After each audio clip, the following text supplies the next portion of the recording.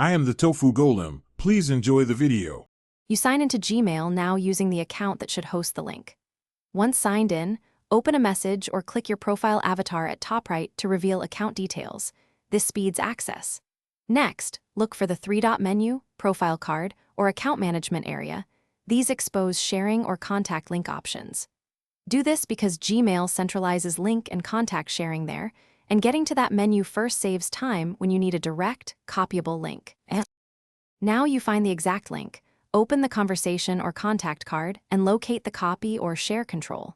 You will either see copy link, a share icon, or you can select the email address and copy it directly. Do that when no explicit link exists. Once copied, paste into a text editor to inspect, make sure it's a Mailto or Gmail-specific compose link. This step ensures the URL triggers the intended action. If not, copy again from the correct menu. Finish by testing the link. Paste it into your browser or a chat and confirm it opens Gmail Compose or the contact view. If it doesn't, make sure you're signed into the same Google account and check sharing permissions. Mismatched accounts commonly break links. Once done, try incognito mode or a second device to rule out browser extensions or cache problems.